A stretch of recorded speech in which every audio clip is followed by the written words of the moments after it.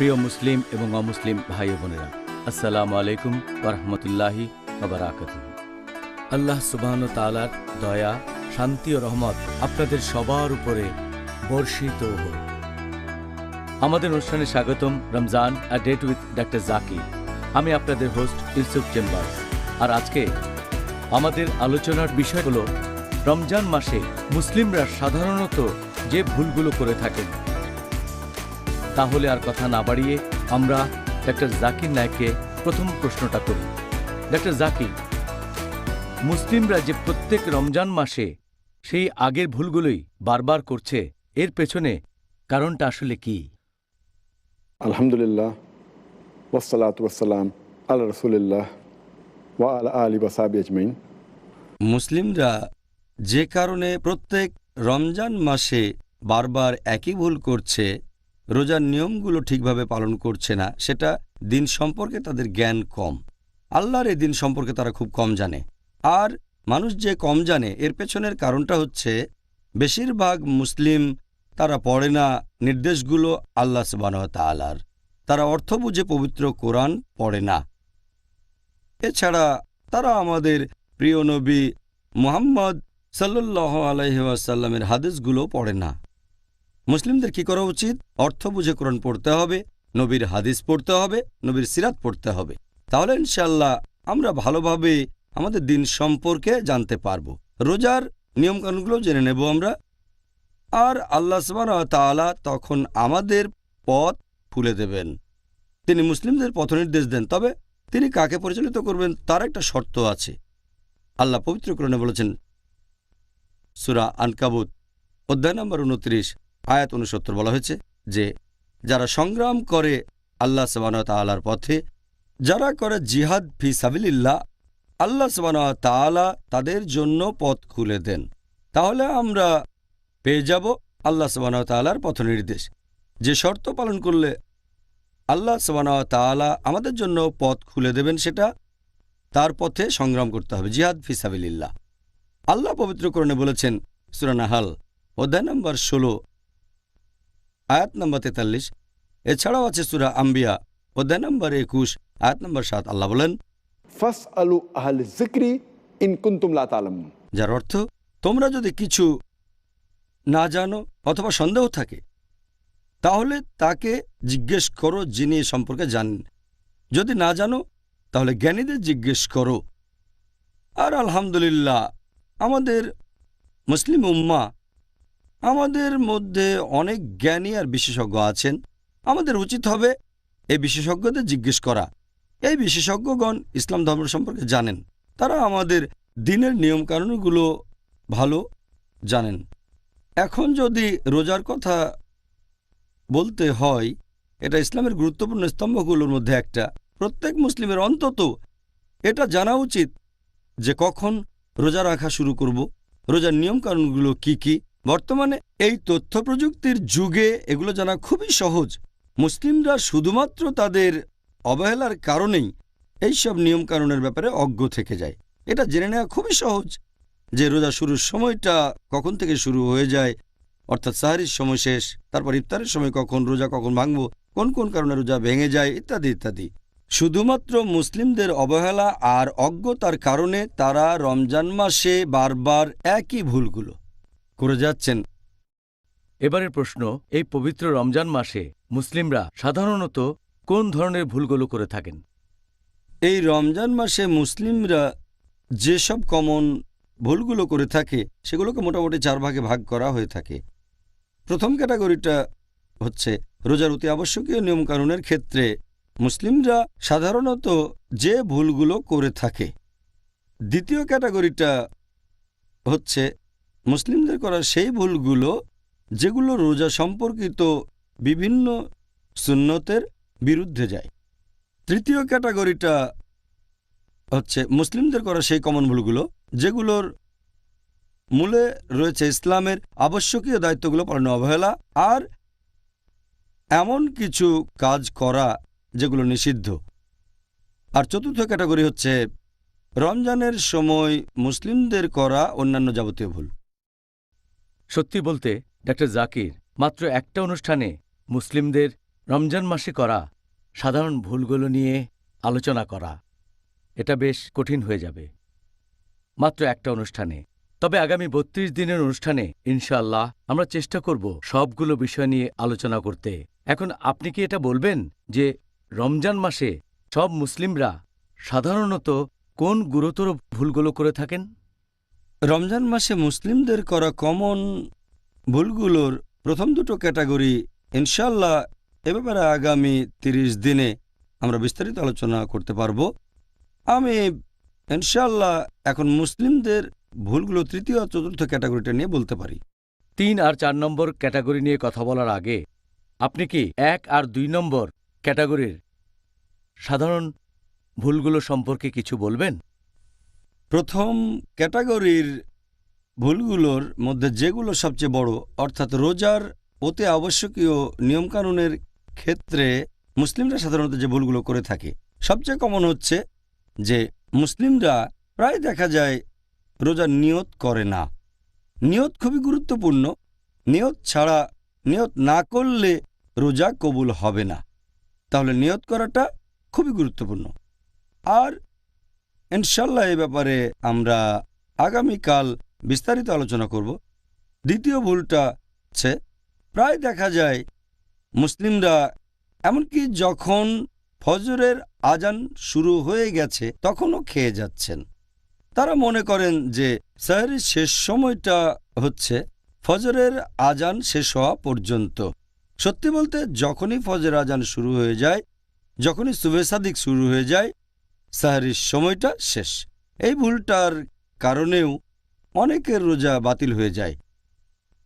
প্রথম ক্যাটাগরির ৩ নম্বর ভুলটা হচ্ছে যে অনেক লোকই জাকাতুল ফিতরা দিতে দেরি করে থাকে। আবার অনেকেই এই জাকাত দেয় ঈদুল ফিতরের নামাজের পরে। যদি ঈদুল ফিতরের নামাজের পরে জাকাতুল ফিতর দেন তাহলে সাধারণ দান হয়ে যাবে, এটা জাকাতুল ফিতরা বলে গণ্য করা হবে না। প্রথম ক্যাটাগরির মধ্যে এই ৩টা হলো সবচেয়ে বড়। দ্বিতীয় ক্যাটাগরির মধ্যে বড় ভুলগুলো, অর্থাৎ মুসলিমদের করা যে ভুলগুলো রোজার সুন্নতের বিরুদ্ধে চলে যায়, সেটা ১ নম্বর, অনেক মানুষ সাহরি করে না। অনেক মানুষ আবার খুব তাড়াতাড়ি সাহরি করে ফেলে। তার মানে তারা ফজরের আজানের ১ বা ২ ঘন্টা আগে সাহরি করে ফেলে। আসলে সাহরি একটা আশীর্বাদ, এটা প্রত্যেক মুসলিমের করা উচিত। আর নবী বলেছেন তোমরা সাহরি করবে যতটা দেরিতে সম্ভব, তোমরা সাহরি করবে ফজরের ওয়াক্তের ঠিক আগে।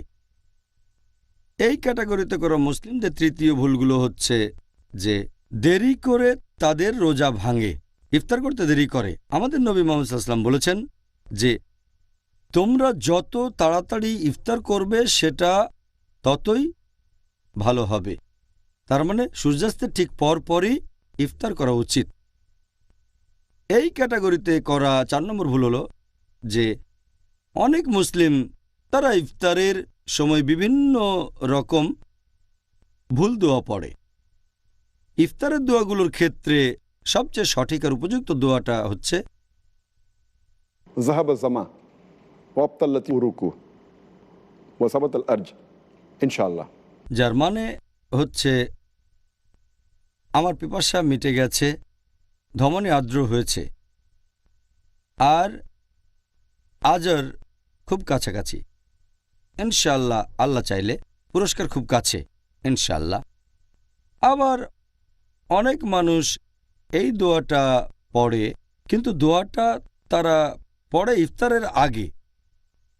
ইফতারের সময় কিছু মুখে দেওয়ার আগে পরস্পর বিরোধী মানে হয়ে যায়। দোয়াটার মানে যে আমার পিপাসা মিটে গেছে, ذهب الظما وابطلت العروق, আমার পিপাসা মিটে গেছে, আমার ধমনী আর্দ্র হয়েছে। ইফতার করার আগে তো আর পিপাসা মিটতে পারে না। তাহলে এই দোয়াটা করবেন ইফতার করার পরে, যখন রোজা ভেঙেছেন, তৃপ্তি করে খেয়েছেন। হতে পারে সেটা রোজা ভাঙার ২-১ মিনিট পরে এই দোয়াটা পড়বেন। ذهب الظما وابطلت العروق وثبت الأجر ইনশাআল্লাহ। তার মানে আমার পিপাসা মিটে গেছে, আমার ধমনী আর্দ্র হয়েছে, পুরস্কার খুব কাছেই ইনশাআল্লাহ, যদি আল্লাহ চান। এই ক্যাটাগরিতে করা মুসলিমদের 6 নম্বর কমন ভুলটা হচ্ছে কিছু মুসলিম ইফতারের সময় অনেক বেশি করেই খাওয়া দাওয়া করে, অনেকে আবার সারা রাত ধরেই খাওয়া দাওয়া করে।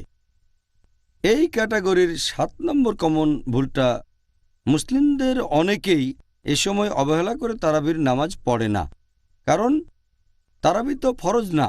তারা ভাবে তারাবির নামাজ মিস করাটা কোনো সমস্যাই না। তারাবি যদিও ফরজ না, কিন্তু এটা গুরুত্বপূর্ণ সুন্নত। যেসব মুসলিম তারাবি মিস করেন, সত্যি বলতে তারা অনেক বড় পুরস্কার মিস করেন। আবার অনেক মুসলিম তারাবির নামাজ পড়েন, কিন্তু খুব তাড়াতাড়ি করে পড়েন, 100 মাইল স্পিডে, কম সময়ের মধ্যে নামাজ শেষ করতে চান। এটা আসলে ঠিক না। সত্যি বলতে তারাবির নামাজ পড়বেন মাঝারি গতিতে, যাতে সবাই বুঝতে পারে আল্লাহ সুবহানাহু ওয়া তাআলার নির্দেশগুলো।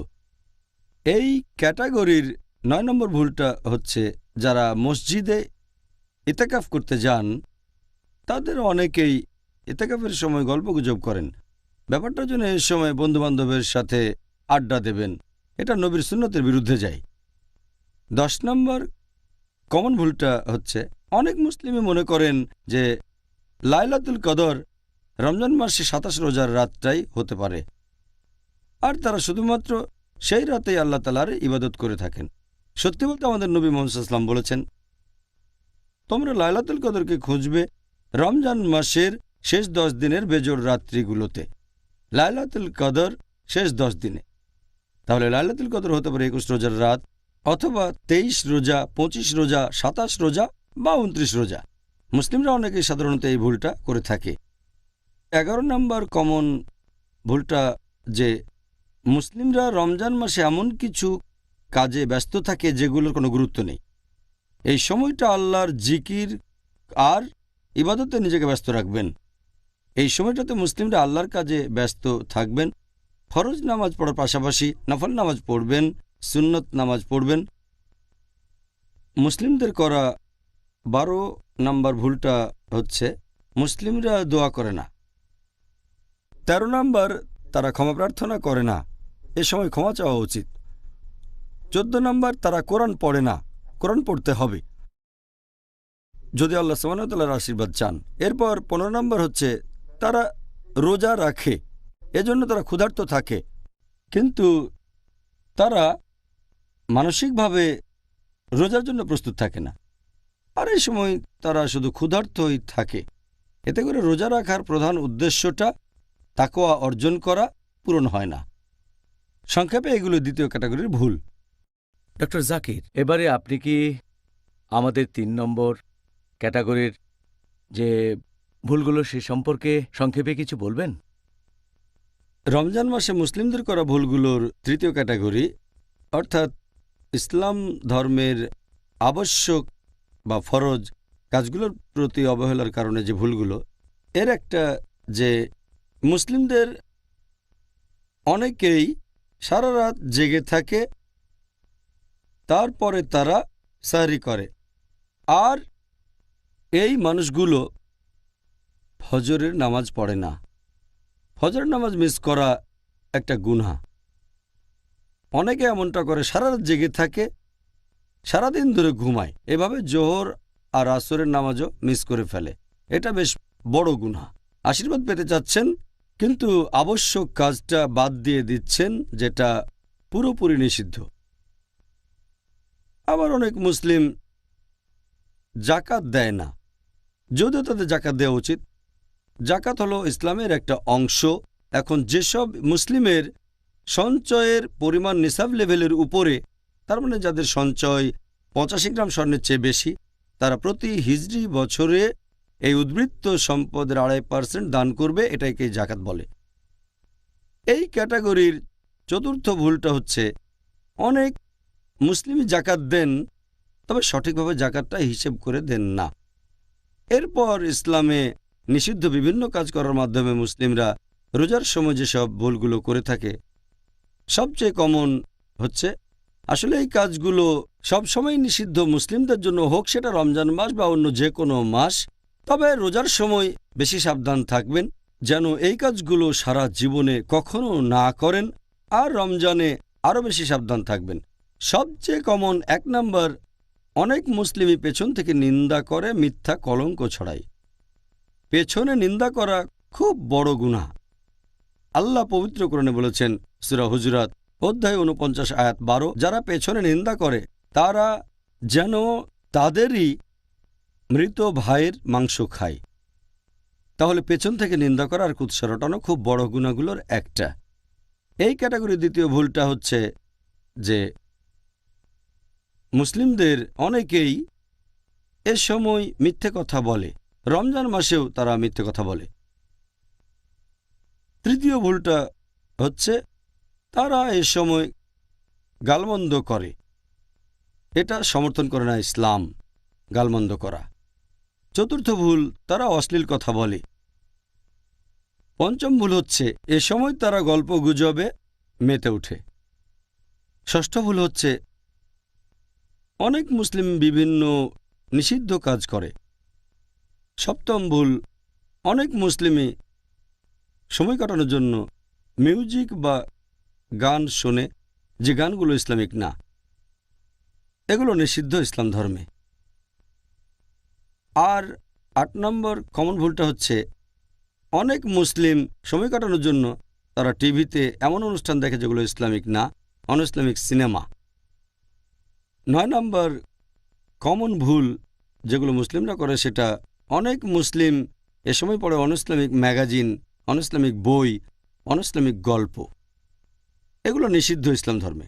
১০ নম্বর কমন ভুল যেটা করে মুসলিমরা এই রমজান মাসে, অনেক মুসলিমই ইন্টারনেটে অনইসলামিক ওয়েবসাইটে যান, এটাও নিষিদ্ধ ইসলামে। ১১ নম্বর কমন ভুলটা হচ্ছে যে তারা অনেক বেশি খরচ করে, তারা হিসেব ছাড়া খরচ করে। ১২ নম্বর ভুল, অনেক মুসলিম খাবার নষ্ট করে। এই হচ্ছে সংক্ষেপে রোজার সময় তৃতীয় ক্যাটাগরিতে পড়া মুসলিমদের বিভিন্ন ভুল, অর্থাৎ এমন কাজ করা যেগুলো ইসলামে নিষিদ্ধ, আর সেগুলোকে অবহেলা করা যেগুলো ফরজ ইসলামে। এখন ডাক্তার জাকির, মুসলিমরা সাধারণত রমজান মাসে আর কোন ভুলগুলো করে থাকেন? রমজানে মুসলিমরা অন্যান্য যেসব ভুলগুলো করে, মানে চতুর্থ ক্যাটাগরি, এখানে ১ নম্বর ভুলটা হচ্ছে যে মুসলিমদের অনেকেই সারা রাত ধরে জেগে থাকে আর সারাদিন তারা ঘুমায়। তারা রাতের বেলায় সব কাজ করে আর দিনে ঘুমায়। তারা বানিয়ে নিচ্ছে রাতকে দিন আর দিনকে রাত, এতে রোজার উদ্দেশ্যটাই পূরণ হচ্ছে না। এই ক্যাটাগরির দ্বিতীয় ভুলটা হচ্ছে যে মুসলিমদের অনেকেই তারা অলস বসে থাকে, দিনের বেলায় কোনো কাজই করে না। এটা সম্পূর্ণভাবে রোজার আসল উদ্দেশ্যের বিরুদ্ধে। ৩ নম্বর কমন ভুলটা হচ্ছে যে মুসলিমদের অনেকেই দিনের বেলায় সময় কাটান বিভিন্ন রকম খেলাধুলা করে, দেখে, আনন্দ বিনোদনে, এতে উদ্দেশ্যটা পূরণ হচ্ছে না। ৪ নম্বর কমন ভুল, মুসলিমরা অনেকেই জাঁকজমকপূর্ণ ইফতার পার্টি করেন, এভাবে অনেক টাকা খরচ করেন, সেটা লোক দেখানোর জন্য। ৫ নম্বর কমন ভুল যে মুসলিমদের অনেকেই তারা তাদের পরিবারের মহিলাদেরকে ইফতার আর সাহরির জন্য অনেক পদের রান্না করতে বলে থাকে সবসময়। এতে করে পরিবারের মহিলারা তাদের বেশিরভাগ সময়টা কাটায় রান্নাঘরে। সত্যি বলতে এ সময় পরিবারের সবাই বেশিরভাগ সময় কাটাবে আল্লাহকে স্মরণ করে, আর পরিবারের মহিলারা যদি বেশি করে দোয়া করে, ইনশাল্লাহ এতে পুরুষরাও উপকৃত হবে। মহিলারা তাদের জন্য দোয়া করবে ইনশাল্লাহ। ৬ নম্বর কমন ভুল হচ্ছে যে মুসলিমদের অনেকেই এই রমজান মাসে বাড়ি মেরামত আর কেনাকাটায় ব্যস্ত থাকে, বিভিন্ন কাজে সময় ব্যয় করে, আল্লাহকে স্মরণ করে না। ৭ নম্বর কমন ভুল হচ্ছে যে মুসলিমদের অনেকেই তারা কি করে, রাতের বেলায় আল্লাহ তাআলাকে স্মরণ করে না, এমন কাজে ব্যস্ত থাকে যেগুলো আনপ্রোডাক্টিভ। যেমন ধরেন তারাবির পরে তারা বিভিন্ন আলাপ আলোচনা করে সময় নষ্ট করে, এটা ৮ নম্বর। ৯ নম্বর হচ্ছে মুসলিমদের অনেকেই তারা অনেক রাত আর রাতের বেশিরভাগ সময়টা কেনাকাটা করে। 10 নম্বর কমন ভুল হচ্ছে মুসলিমদের অনেকেই রাতের বেশিরভাগ সময় খাওয়া দাওয়া করে থাকে। 11 নম্বর, আমাদের মুসলিমদের অনেকেই রাতের বেলায় বাইরে গিয়ে ঘোরাঘুরি করে বেড়ায়। 12 নম্বর কমন ভুলটা হচ্ছে পবিত্র রমজান মাসের শেষ 10টা দিন, এই দিনগুলোতে মুসলিমদের আরও বেশি করে ইবাদত করা উচিত, কিন্তু বেশিরভাগ মুসলিমই এ সময় ব্যস্ত থাকে কেনাকাটায়, আনন্দ করায়। ঈদের জন্য তারা প্রস্তুত হতে থাকে। এ সময় তারা এমন কাজের সাথে জড়িত থাকে যেগুলো আনপ্রোডাক্টিভ, যে সময় তাদের উচিত ছিল ইবাদত করা। এই হলো রোজার সময় করা অন্যান্য ভুলগুলোর কয়েকটা, আর আমি আশা করব ইনশাআল্লাহ মুসলিমরা ভবিষ্যতে এই ভুলগুলো থেকে বিরত থাকবেন ইনশাআল্লাহ আজমাইন। এবারে পরের প্রশ্নটা হচ্ছে, আপনি এরকম কোনো ভুলের কথা কি বলতে পারেন যেগুলো হয় দেশ অথবা কালচারের প্রভাবে? এতক্ষণ যে ভুলগুলোর কথা বলেছি এগুলো পৃথিবীর প্রায় মুসলিমরা করে থাকেন। কিছু ভুল আছে যেগুলো হয়তো বিশেষ কোনো দেশের মুসলিমরা করেন বা বিশেষ কোনো কালচারের, যেমন ধরেন ভারতীয় উপমহাদেশে, তার মানে ভারত, পাকিস্তান, বাংলাদেশে রমজান মাসে মুসলিমদের অনেকেই রাতের বেলায় নাইট ক্রিকেট খেলে। তারা রাতের বেলায় ক্রিকেট খেলাতে ব্যস্ত থাকে, ইবাদতে ব্যস্ত থাকে না, আল্লাহর ইবাদত করে না। এই রাতের বেলায় ক্রিকেট, এটা ভারতীয় উপমহাদেশে বেশ কমন ব্যাপার। আপনারা যদি আরব দেশগুলোতে যান, বিশেষ করে মধ্যপ্রাচ্যে, সেখানে অনেক অফিসেই, অনেক কর্মক্ষেত্রেই, যেমন দোকান, মার্কেট, তার টাইমিংটা বদলে ফেলে। দিনের বেলায় মাত্র কয়েক ঘন্টা কাজ করে আর রাতে বেশিরভাগ সময়টা দোকান খোলা রাখে। তাতে কি হয়, লোকজনও রাতের বেলায় বেশি করে কেনাকাটা করে, দিনের বেলায় করে না। এভাবে ব্যবসা বেশি হয়। এতে করে কি হচ্ছে, এ সময় মানুষ কেনাকাটা নিয়েই ব্যস্ত থাকছে, আল্লাহ তাআলাকে স্মরণ করছে না। বিভিন্ন দোকানে কেনাকাটা আর খাওয়া দাওয়ায় ব্যস্ত থাকছে তারা। আর এছাড়াও যেসব লোকজন এইসব দোকানে চাকরি করে তারাও রাতে কাজ করতে বাধ্য হচ্ছে, কারণ তাদের ডিউটি। তাহলে এই লোকগুলো তাদের কর্মচারীদেরও বাধা দিচ্ছে, আল্লাহ তাআলার ইবাদত করতে দিচ্ছে না। কর্মচারীরা বাধ্য হচ্ছে কাজ করতে, তারা বাধ্য হচ্ছে এমন কিছু কাজ করতে যেগুলো সুন্নত অনুযায়ী নয়। ডক্টর জাকির, আপনি কি নবী মোহাম্মদ সাল্লাল্লাহু আলাইহি সাল্লামের এমন কোনো গুরুত্বপূর্ণ সুন্নাহর কথা বলতে পারবেন যেগুলো মানুষ রোজা ভেঙে যাওয়ার আশঙ্কায় পালন করে না? হ্যাঁ, এরকম কিছু সুন্নত আছে আমাদের নবীর, যেগুলো মুসলিমরা বাদ দেয়। এটা মনে করে যে রোজা ভেঙে যাবে বা মাকরু। আর রোজার সময় আমরা আমাদের নবীর সবচেয়ে গুরুত্বপূর্ণ যে সুন্নতটা বাদ দেই, সেটা মেসওয়াক ব্যবহার করা, দাঁত পরিষ্কার করার জন্য। অনেক মুসলিম মনে করে যে এটা ব্যবহার করাটা হলো মাকরু। এর কারণটা হচ্ছে নবী মুহাম্মদ সাল্লাল্লাহু আলাইহি সাল্লামের একটা হাদিস। এই হাদিসটার উল্লেখ আছে সহিহ বুখারীতে, খণ্ড নম্বর 3, বুক অব ফাস্টিং, 1904 নম্বর হাদিসে আছে। আমাদের নবী মুহাম্মদ সাল্লাল্লাহু আলাইহি সাল্লাম বলেছেন, আল্লাহর নামে শপথ করে আমি বলছি, তার হাতে রয়েছে মুহাম্মদ সাল্লাল্লাহু আলাইহি সাল্লামের রূহ, যে রোজদার মানুষের মুখের গন্ধ আল্লাহ তাআলার কাছে কস্তুরীর গন্ধের চেয়েও বেশি মিষ্টি।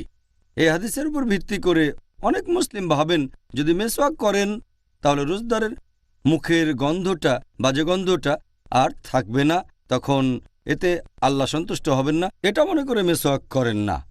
এই মুসলিমরা এটা বুঝতে পারে না যে আমরা যখন মেসওয়াকটা ব্যবহার করি এতে মুখের সেই গন্ধটা, দুর্গন্ধটা দূর হয় না, যেটা মানুষ সাধারণত পছন্দ করে না, রোজদারের মুখের গন্ধটা।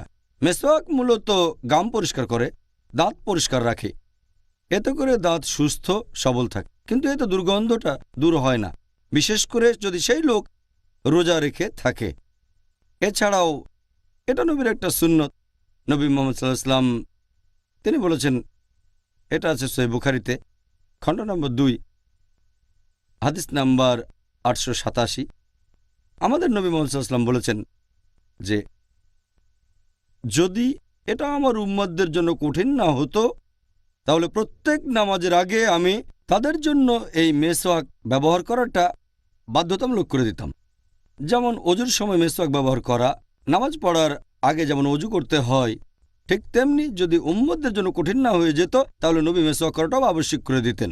তিনি এখানে কোনো রকম ব্যতিক্রমের কথা বলেননি। সেরকম হলে তিনি বলতেন মেসওয়াক তাদের জন্য আবশ্যিক করে দিতাম শুধু রমজান মাস বাদে। এই গুরুত্বপূর্ণ সুন্নাহ, এটা যদি রোজার সময় মাকরু হতো অথবা রোজা ভেঙে যেত, তাহলে নবী আমাদের অবশ্যই জানাতেন। এতে প্রমাণ হয় যে এটা গুরুত্বপূর্ণ সুন্নাহ যেটা মুসলিমদের পালন করা উচিত, রমজান মাসে পালন করা উচিত। মেসওয়াক করলে রোজা ভেঙে যায় না, এটা মাকরু না, এটা হচ্ছে মুস্তাহাব, উৎসাহিত করা হয়েছে। আরেকটা গুরুত্বপূর্ণ সুন্নাহ যেটা মানুষজন এড়িয়ে চলে আর তারা মনে করে যে এতে রোজা ভেঙে যাবে, কবুল করা হবে না, সেটা হলো নাকের ভেতরে পানি দেয়া, পানি দিয়ে নাক পরিষ্কার করা, যেটা করা হয় বিশেষ করে অজুর সময়। তাই অনেক মুসলিম যখন অজু করে তখন নাকের কাছে পানিটা আনে, তারপর নাকের ডগায় একটু ছুঁয়ে দেয়, ব্যাস। ভেতরে পানি ঢুকিয়ে নাক পরিষ্কার করে না, ভেতরে তারা পানি নেয় না, যেটা অজুর সময় করা আবশ্যক। তারা ভাবে নাকে পানি ঢোকালে রোজা ভেঙে যায়। নাক থেকে পানি যদি কণ্ঠনালীতে চলে যায় তাহলে রোজা ভেঙে যাবে, কিন্তু এই সম্ভাবনাটা আসলে খুবই কম। আমাদের নবী মুহাম্মদ সাল্লাল্লাহু আলাইহি ওয়াসাল্লাম বলেছেন, এটা একটা সহিহ হাদিস, সুনান আবু দাউদ খণ্ড নম্বর 2 হাদিস নাম্বার 2360। আমাদের নবী বলেছেন, যখন তোমরা অজু করবে নাক দিয়ে বেশি করে পানি নাও, শুধু রোজার সময় বাদ। তাহলে অন্য সময়ে অজু করলে নাকে বেশি করে পানি নিতে হবে, শুধু রোজার সময়টা বাদে। কারণ রোজা রেখে যদি বেশি করে পানি নেন তাহলে সম্ভাবনা যদিও খুবই কম যে পানি কণ্ঠনালীতে গিয়ে রোজা ভেঙে যাবে। তবে এমনিতে যদি নাকের ভেতরে পানি নেন, সাধারণত কণ্ঠনালীতে পানি যায় না। তাই রোজার সময় আমাদের শুধু খেয়াল রাখতে হবে নাক দিয়ে বেশি পানি নেব না, তবে অজুর সময় নাকে পানি নিয়ে পরিষ্কার করতে হবে। এটাও গুরুত্বপূর্ণ সুন্নত যেটা অনেক মুসলিমই করে না, এটা থেকে বিরত থাকে, বিশেষ করে অজুর সময়। নবী এখানে পরিষ্কারভাবে বলেছেন যে রোজার সময়টা বাদে। মেসওয়াকের ব্যাপারে তিনি বলেছেন, আমি আবশ্যিক করে দিতাম যদি এটা আমার উম্মার জন্য কঠিন না হতো। এখানে যেহেতু রোজার কথা বলা হয়নি, তার মানে রোজা রেখেও মেসওয়াক করতে পারেন। আর অজুর সময় নাক দিয়ে বেশি পানি নেবেন না, তবে এ সময় নাকের ভেতরে পানি দিয়ে নাক পরিষ্কার করবেন। এই দুটো গুরুত্বপূর্ণ সুন্নাত অনেক মুসলিমই অজ্ঞতার কারণে রোজার সময় এগুলো পালন করে না। ডাক্তার জাকির, পরের প্রশ্ন, এটা খুব কমন প্রশ্ন, আর আমি নিজেও এই প্রশ্নের উত্তরটা জানতে চাই যে যদি শয়তানরা সবাই রমজান মাসে শেকলে বাধা থাকে, তাহলে মানুষ কিভাবে এই সময়েও বিভিন্ন পাপ কাজ করে? আমিও একমত যে এটা একটা কমন প্রশ্ন। আমার মনে আছে অনেক বছর আগে যখন স্কুলে পড়তাম, হাদিসটা তখন শুনেছিলাম যে রমজান মাসে শয়তান শেকলে বাঁধা। তখনই আমার মাথায় এই প্রশ্নটা একবারে সঙ্গে সঙ্গে এসেছিল, আর প্রশ্নটা অনেক মুসলিমের মাথাতেই আসবে।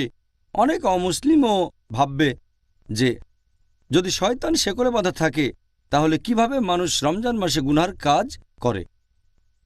এটা আমাদের নবী সাল্লাল্লাহু আলাইহি ওয়াসাল্লামের একটা হাদিস, আমি আগেও বলেছি। সহিহ হাদিস আছে মুসনাদ আহমদে খণ্ড নম্বর 2 পৃষ্ঠা নম্বর 230, হাদিস নাম্বার 7148। এছাড়াও এই হাদিসটা আছে সুনান আল-নিসাইতে অধ্যায় নম্বর 5 হাদিস নাম্বার 2106। এখানে আমাদের নবীজি বলেছেন যে তোমরা সবাই শোনো, রহমতের মাস রমজান তোমাদের সামনে এসেছে। আল্লাহ তোমাদের নির্দেশ দিয়েছেন তোমরা এই মাসে রোজা রাখো, আর বেহেশতের দরজা এই মাসে খোলা অবস্থায় থাকবে, দোজখের দরজা বন্ধ থাকবে, শয়তান থাকবে শেকলে বাঁধা। এই মাসের একটা রাত 1000টা মাসের চেয়েও উত্তম। আর যে ব্যক্তি এই মাসের রহমত থেকে বঞ্চিত হয় সে আসলে হতভাগ্য মানুষ। এখন এই হাদিসে পরিষ্কার করে বলা হয়েছে যে রমজান মাসে শয়তান শেকলে বাঁধা থাকবে। প্রশ্নটাও বেশ লজিক্যাল, শয়তান যদি শেকলে বাঁধা তাহলে মানুষ কেন এমন পাপ কাজ করে থাকে? এখানে একটা কথা বলবো, এটা সবাইকে বুঝতে হবে যে শয়তান যখন শেকলে বাঁধা তার মানে এই না যে শয়তান শেষ হয়ে গেছে বা মেরে ফেলা হয়েছে। এখনো আছে, তবে শেকলে বাঁধা, মেরে ফেলা হয়নি। তাদের ক্ষমতা এখনো আছে, তবে তীব্রতা অনেক কম। ভালো করে বোঝার জন্য একটা উদাহরণ দিচ্ছি আমি, যে ধরেন একটা সিংহ অথবা বাঘ মুক্ত থাকলে সম্ভাবনা বেশি আপনাকে মেরে ফেলবে, বিপদে পড়তে পারেন। কিন্তু যদি সেই সিংহ অথবা বাঘটাকে শেকলে বাঁধা হয়, আপনি নিরাপদ। ততক্ষণই নিরাপদ থাকবেন যতক্ষণ নিরাপদ দূরত্ব বজায় রাখবেন। বাঘটাকে শেকলে বাঁধার পর আপনি যদি তার খুব কাছে আসেন তাহলে সম্ভাবনা থাকে যে আপনাকে মেরে ফেলবে। যদি শেকলে বাঁধা বাঘ থেকে নিরাপদ দূরত্ব বজায় রাখেন, নিরাপদে থাকবেন। একইভাবে রমজান মাসে যদি শয়তান থেকে দূরে থাকেন, নিরাপদে থাকবেন আপনি। পবিত্র কোরআনে দেখবেন আল্লাহ বলেছেন সূরা বাকারা অধ্যায় নম্বর 2 আয়াত নম্বর 168, তোমরা খুতুওয়াতুশ শয়তান সম্পর্কে সাবধান হও, শয়তানের পদাঙ্ক অনুসরণ করো না, নিশ্চয়ই সে তোমাদের জন্য এক প্রকাশ্য শত্রু। আল্লাহ তাআলা পবিত্র কোরআনে অনেক জায়গাতেই বলেছেন তোমরা শয়তানের পদচিহ্নের ব্যাপারে সাবধান থাকো। আল্লাহ এই কথা বলেননি যে শয়তান থেকে সাবধান হও, কারণ সাধারণ মুসলিম, গড়পড়তা মুসলিম যাদের মোটামুটি ঈমান আছে, যদি সামনে শয়তানকে দেখে তারা সাবধান হয়ে যাবে। যেমন ধরেন কোনো একজন তরুণী মেয়ে, সে আসলো একটা সাধারণ মুসলিম তরুণ ছেলের কাছে যার ঈমান মোটামুটি। যদি মেয়েটা তাকে বলে যে চলো আমরা একসাথে রাত কাটাই, ছেলেটা বলবে একসাথে রাত কাটাবো একটা মেয়ের সাথে, এটা হারাম, এটা তো জেনা। সে তক্ষুনি প্রত্যাখ্যান করে দেবে। কিন্তু সেই একই মেয়ে যদি পরে সেই ছেলেটাকে ফোন করে তার সাথে কথা বলে, তখন সেই ছেলেটা ভাববে যে ফোনে একটা মেয়ের সাথে কথা বলবো, কোনো সমস্যা নেই, আমি তো শুধু একটা মেয়ের সাথে কথা বলবো।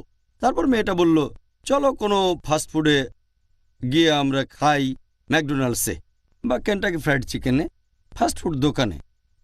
আমি বেশ কিছু সময় ধরে একটা মেয়ের সাথে খাওয়া দাওয়া করবো ম্যাকডোনাল্ডসে, সমস্যা নেই। এভাবে ছেলেটা মেয়েটার সাথে খাওয়া দাওয়া করতে চলে যায় ম্যাকডোনাল্ডসে। তারপর মেয়েটা বলল চলো আমরা কোনো রেস্টুরেন্টে গিয়ে ডিনার সেরে ফেলি। রেস্টুরেন্টে বসে একটা মেয়ের সাথে খাওয়া দাওয়া করবো মাত্র কয়েক ঘন্টার জন্য, কোনো সমস্যা নেই। তারপর মেয়েটা বলল চলো আমরা একসাথে রাত কাটাই। তখন ছেলেটা বলবে একটা মেয়ের সাথে রাত কাটাবো, কোনো সমস্যা নেই। এটাই হলো খুতুওয়াতুশ শয়তান, শয়তানের পায়ের চিহ্ন। এ কথাটা কোরআনে বলা নেই, উদাহরণটা আমার নিজের বানানো। তাহলে আল্লাহ তাআলা আমাদের নির্দেশ দিয়েছেন খুতুওয়াতুশ শয়তানের ব্যাপারে সাবধান থাকো। শয়তানের পায়ের চিহ্ন, যদি শয়তান সরাসরি সামনে আসে কোনো সাধারণ মুসলিমের সামনে যার ঈমান আছে, সে সাবধান হয়ে যাবে, সেখান থেকে পালিয়ে যাবে। কিন্তু খুতুওয়াতুশ শয়তান এটা হচ্ছে খুবই বিপজ্জনক। তাই আমরা বুঝতে পারছি শয়তান যখন শেকলে বাঁধা, তার পদচারণা তখন সীমিত জায়গা, তাই অনেক পাপেরই সম্ভাবনা তখন কম। তবে যদি আমরা তার কাছে চলে যাই তাহলে সম্ভাবনা আছে তার দ্বারা প্রভাবিত হয়ে আমরা পাপ কাজ করে বসব, গুনাহ করব। তাই আমাদের সাবধান থাকতে হবে যে রমজান মাসে যদি দূরত্ব বজায় রাখি তাহলে পাপ কাজ করার সম্ভাবনা কম। কিন্তু যদি শয়তানের কাছে চলে যায়, সে যদিও শেকলে বাঁধা, যেমন শেকলে বাঁধা অবস্থাতেও বাঘ চলাফেরা করতে পারে, শয়তানও ঠিক সেরকম। আমি ব্যাপারটা এইভাবেই দেখি। আমাদের নবী বলেছেন শয়তান শেকলে বাঁধা, তারপরও চলাফেরা করে, তবে দূরে থাকতে হবে। যদি দূরত্ব বজায় রাখি তাহলে নিরাপদে থাকব। আর আমার মতে দ্বিতীয় কারণটা হচ্ছে যে এই পবিত্র রমজান মাসে যদিও শয়তান শেকলে বাঁধা, আমরা এটা ভুলে যাই যে বাকি 11টা মাস মুক্ত থাকে। আর এই 11 মাসে শয়তান মানুষকে যেভাবে প্রভাবিত করে সেটার প্রভাব আর ফলাফলটা রমজান মাসেও কিছুটা দেখা যায়। আপনাদের বোঝার সুবিধার জন্য আমি একটা উদাহরণ দিচ্ছি যে অনেক ড্রাগ ব্যবসায়ী যারা তাদের কাস্টমারদের বেছে নেয় কলেজ বা ভার্সিটির তরুণদের, প্রথম দিকে তারা কি করে, ড্রাগস ফ্রি দিয়ে দেয়। এভাবে তরুণদের ড্রাগস দিয়ে লোভ দেখায়, আর কিছুদিন পার হয়ে গেলে সামান্য টাকার বিনিময়ে ড্রাগস বিক্রি করে থাকে। এরপরে চার্জ করা শুরু করে অনেক বেশি বেশি। তবে ততদিনে তরুণরা সে ড্রাগসে আসক্ত হয়ে গেছে। যদি সে ড্রাগস ডিলার সেখানে নাও থাকে, তারা খুঁজে বের করবে তাকে, যেখানে থাকো খুঁজে বের করবে, কারণ ড্রাগস তখন লাগবে। এরপর যদি সেই ড্রাগস ডিলার বা সেই ড্রাগ ব্যবসায়ী জেলখানার মধ্যেও বন্দী থাকে, তাহলে তারা অন্য ড্রাগস ডিলার খুঁজে বের করে নেবে, অথবা কেমিক্যাল শপে গিয়ে বিভিন্ন ওষুধ কিনে খেয়ে দেখবে তারা তো আসক্ত হয়ে গেছে। তাহলে এই লোকগুলো যারা ড্রাগসে আসক্ত হয়ে গেছে, অথবা বলা যায় শয়তান আসক্ত হয়ে গেছে, যদিও শয়তান সেগুলো বাধা, তার প্রভাবটা রয়ে গেছে। তাহলে দেখতে পাচ্ছেন যে একজন মাদক ব্যবসায়ী, একজন ড্রাগস ডিলার উপস্থিত না থাকলেও তার প্রভাব আসক্তদের উপর ছড়িয়ে থাকে। এভাবে আমরা মানুষরাও পাপে অভ্যস্ত হয়ে গেছি। যদিও শয়তান এ সময় শেকলে বাঁধা, আমরা বারবার একই ভুল করি। তবে এই ক্যাটাগরিতে পড়বে যারা আসক্ত হয়ে গেছে, যারা পাপে আসক্ত, তারা এই কাজ করে। তবে সাধারণ মুসলিম, গড়পড়তা মুসলিম যে পাপে আসক্ত হয়নি, তাদের পক্ষে পাপ থেকে দূরে থাকাটা সহজ। এ ব্যাপারে তৃতীয় যে লজিকটা, সেটা হচ্ছে, যদিও অনেক বিশেষজ্ঞ বলেন যে এই পবিত্র রমজান মাসে শক্তিশালী শয়তানরা, বড় শয়তানরা শেকলে বাঁধা থাকে, ছোটগুলো মুক্ত থাকে, এজন্য মানুষ এ সময় পাপ করে। তবে আমি এটা যেভাবে দেখি, তৃতীয় কারণটা হচ্ছে, যদিও শয়তান এ সময়ে শেকলে বাঁধা, আল্লাহ বেঁধে রেখেছেন, তারপরও তার প্ররোচনা দেয়। শয়তানরা যেভাবে মানুষকে তার কাছে নিয়ে আসে, তার একটা হলো কুমন্ত্রণা দেওয়া, প্ররোচিত করা। আল্লাহ পবিত্র কোরআনে বলেছেন, আছে সূরা নাস অধ্যায় নম্বর 114 আয়াত 1 থেকে 6, কুল আউযু বিরাব্বিন নাস মালিকিন নাস ইলাহিন নাস মিন শাররিল ওয়াসওয়াসিল খান্নাস আল্লাযী ইউওয়াসওয়িসু ফি সুদুরিন নাস মিনাল জিন্নাতি ওয়ান নাস। তারা মানুষের মনের ভেতরে কুমন্ত্রণা দিয়ে তারপর বেরিয়ে যায়। তাদের মধ্যে রয়েছে জিন আর মানুষ। এখানে পবিত্র কোরআন আসলে শয়তানের কথা বলছে, যারা মানুষের মনে কুমন্ত্রণা দিয়ে তারপর বেরিয়ে যায়। আর এই সব শয়তানের মধ্যে রয়েছে জিন আর আছে মানুষ। তাহলে হয়তো আল্লাহ সুবহানাহু ওয়া তাআলা সেগুলো আটকে রেখেছেন সেই শয়তানদের যারা জিন, কিন্তু মানুষরা তো থাকে মুক্ত অবস্থায়। তাহলে শয়তানদের মধ্যে যারা জিন তারা আটক থাকে, তবে শয়তান তো মানুষের মধ্যেও রয়েছে। আল্লাহ সে কথাই বলেছেন, আমরা মুক্ত অবস্থায় থাকি। তবে এর পাশাপাশি শয়তানের কুমন্ত্রণার ব্যাপারে আমাদের সাবধান থাকতে হবে। ওয়াসওয়াসা, এই ওয়াসওয়াসা আমাদের বিভিন্ন পাপ কাজ করতে উৎসাহিত করে থাকে। রোজার সময় আমাদের অনেকে পাপ করে, কিন্তু সম্ভাবনাটা কম। আর এছাড়াও এই হাদিসে পরিষ্কার করে বলা হয়েছে যে আল্লাহ তোমাদের নির্দেশ দিয়েছেন তোমরা রোজা রাখবে, আর শুধু রোজা রাখলেই, আমার মত অনুযায়ী, শয়তানেরা শেকলে বাঁধা থাকবে। আমি সেই শয়তানের কথা বলছি যারা কুমন্ত্রণা দেয়। তাহলে নবী বলেছেন তোমরা রোজা রাখো, আল্লাহ তোমাদের নির্দেশ দিয়েছেন। শয়তান এ সময় শেকলে বাঁধা থাকবে। তাহলে শয়তান যে কুমন্ত্রণা দেবে, আপনি রোজা রাখলে তারা সেটা করতে পারবে না। শয়তানের কাছ থেকে দূরে থাকতে হলে আমরা রোজা রাখব। যদি নিয়ত করে রোজা রাখেন আল্লাহর কাছ থেকে পুরস্কারের আশায়, তাহলে এই শয়তান প্ররোচিত করতে পারবে না। আর এটা লজিক দিয়েও প্রমাণ করা যায়। যদি চেক করে দেখেন যে এই সময়ে মুসলিম দেশগুলোতে অপরাধের হার কেমন, দেখবেন রমজানে কম। তবে অমুসলিম দেশগুলোতে অপরাধের হারটা একই রকম থাকে। এর কারণ হলো, যেহেতু তারা রোজা রাখে না অমুসলিমরা, তাই শয়তান তাদের প্রভাবিত করতে পারে। যেহেতু মুসলিমরা রোজা রাখে, অবশ্য সবাই না, তবে বেশিরভাগই রোজা রাখে, অথবা বলা যায় অনেকেই রাখে। আর এই কারণেই রমজান মাসে মুসলিম দেশগুলোতে অপরাধের হার কম থাকে অন্যান্য অমুসলিম দেশগুলোর তুলনায়। আর অমুসলিম দেশগুলোতে অপরাধের হার আগের মতোই থাকে। এতেই প্রমাণ হয় যে এমন না হলে অমুসলিমরা অনেক কম পাপ করত। তাহলে শর্তটা হচ্ছে আমরা সবাই রোজা রাখব সঠিকভাবে আল্লাহ সুবহানাহু ওয়া তাআলার খাতিরে। এবারে শেষ প্রশ্ন। আপনি নবী মুহাম্মদ সাল্লাল্লাহু আলাইহি সাল্লামের হাদিস সম্পর্কে যে কথা বললেন, এটা সেই প্রসঙ্গে যে রমজান মাসে বেহেশতের দরজা খোলা থাকে আর দোজখের দরজা বন্ধ থাকে। তার মানে কি এই যে আমরা এই পবিত্র মাসে মারা গেলে বেহেশতে যেতে পারব?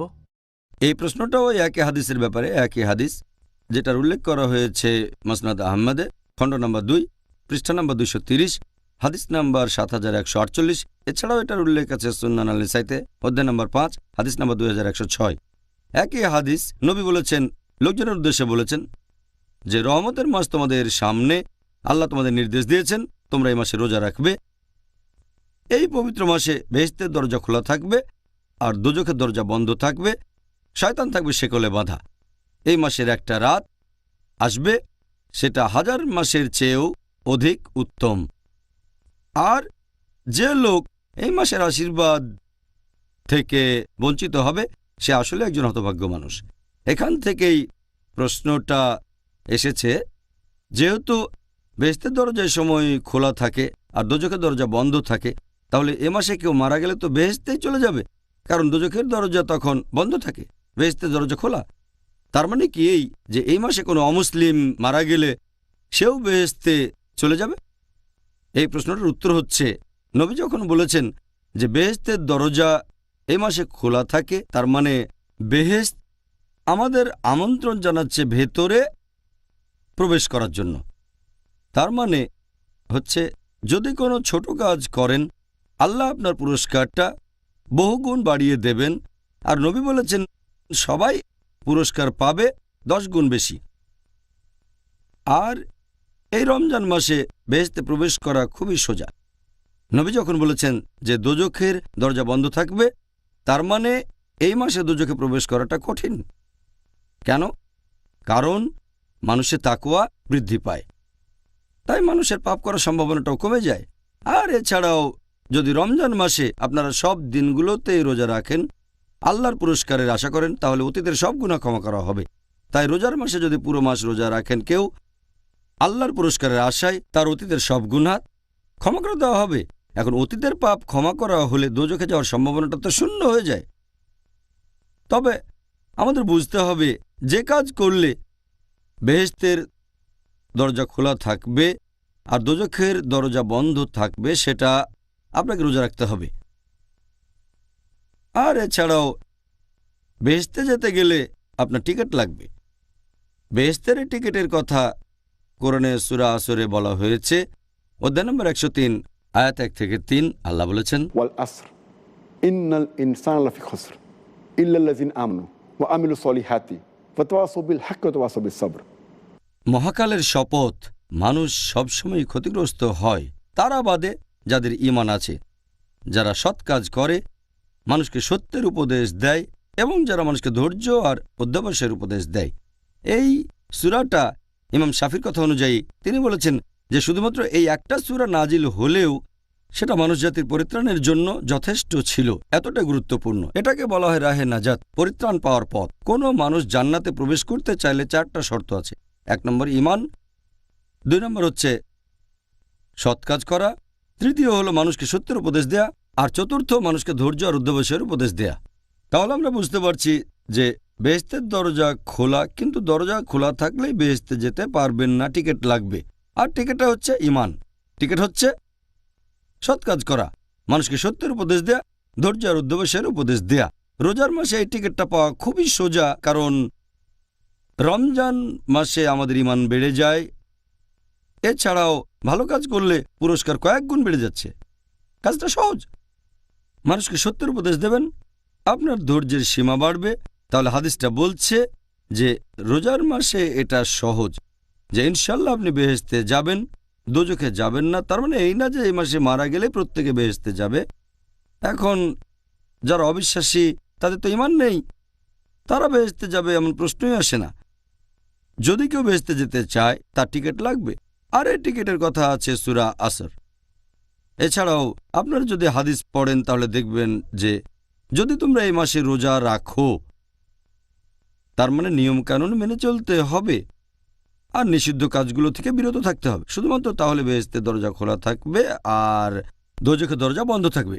এই হাদিসে এরপর আরও আছে, এই মাসে রয়েছে একটা রাত যেটা 1000 মাসের চেয়েও অধিক বেশি উত্তম।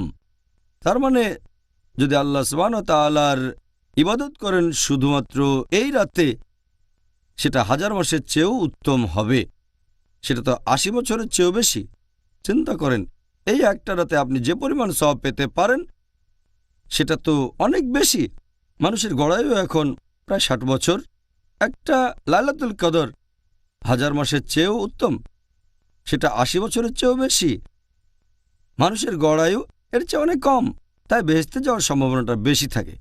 এই হাদিসে আরও আছে, যে ব্যক্তি এই মাসের রহমত থেকে বঞ্চিত হবে সে আসলে একজন হতভাগ্য ব্যক্তি। তার মানে প্রত্যেক মানুষই বেহেশতে যাবে না, সব মানুষের জন্য বেহেশতের দরজা খোলা থাকবে না। এটা হচ্ছে শেষ অংশ, খুবই গুরুত্বপূর্ণ। অর্থাৎ যে ব্যক্তি এই পবিত্র মাসের আশীর্বাদ থেকে বঞ্চিত হবে সে আসলে একজন হতভাগ্য মানুষ।